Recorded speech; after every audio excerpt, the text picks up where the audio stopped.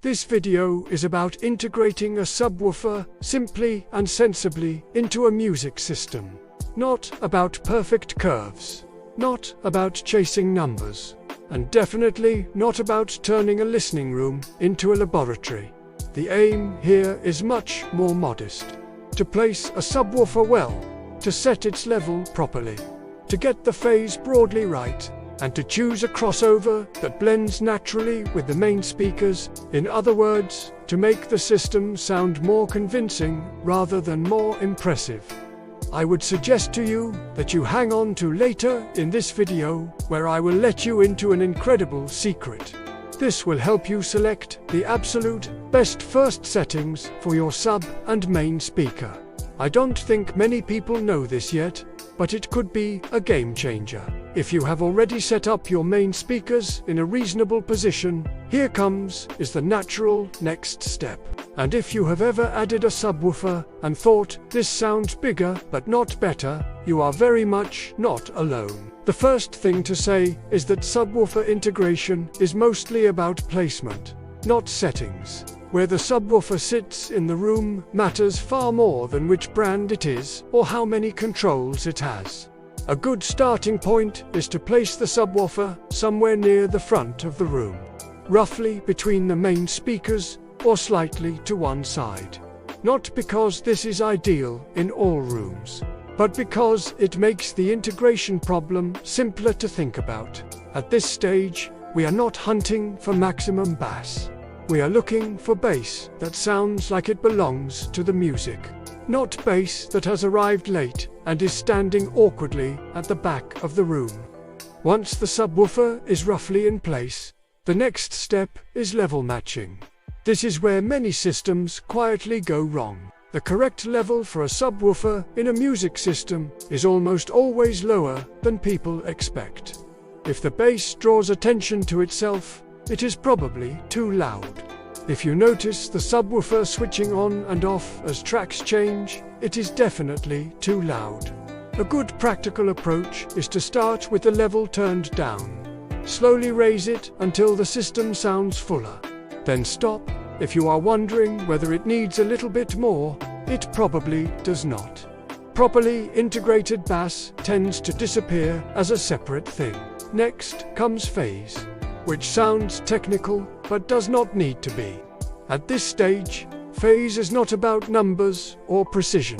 It is about alignment. If your subwoofer has a simple phase control or a switch between 0 and 180 degrees, that is enough to get started. Play familiar music with steady bass content. Sit in your normal listening position. Change the phase setting. One position will usually sound more solid and more coherent than the other. That is the correct one. You are not listening for more bass. You are listening for bass that arrives at the same time as the rest of the music. After that, we come to crossover. Again, simplicity wins. The purpose of the crossover is not to extend bass as low as possible. It is to hand over smoothly between the main speakers and the subwoofer. A sensible starting point is to set the crossover somewhere around where the main speakers naturally begin to lose weight. If the crossover is set too high, the bass becomes obvious and detached. If it is set too low, the subwoofer does very little. Small adjustments matter more than precision here. Trust what you hear over what you expect to see. At this point, some people like to glance at a measurement, not to optimize, just to make sure nothing unusual is happening around the crossover region. A quick look using Room EQ Wizard can be helpful as a sanity check. You do not need to study graphs. You do not need to chase smooth lines. If nothing looks obviously wrong, you are done. This is the point where many people should stop. The system should now sound fuller, more grounded, and more relaxed. Bass should support the music rather than dominate it. If you find yourself constantly adjusting the subwoofer controls, that is usually a sign that something earlier needs revisiting. Most often, placement, sometimes level. Very rarely, everything else. If this approach sounds refreshingly undramatic, that is intentional. Subwoofer integration for music works best when it feels slightly boring.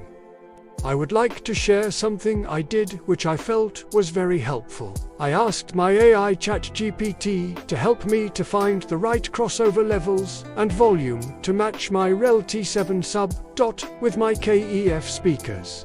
It told me the approximate sub crossover setting and the number of clicks on the volume setting. It also gave me the best place to put the sub after I gave it the room measurements. How good is that? I think it is an excellent starting point, and it sounds great. Before moving on, this is a good moment to pause. If you are finding this kind of calm experience lead setup useful, consider liking the video and subscribing to the channel. It helps more than the algorithm would ever admit. In the next video, I will build on this foundation and look at phase and timing in a little more depth. Again, without overcomplicating things. And later in the series, we will bring measurements and artificial intelligence together in a more structured way, but only once the basics are firmly in place. If you have questions or want to share what worked in your own room, leave a comment.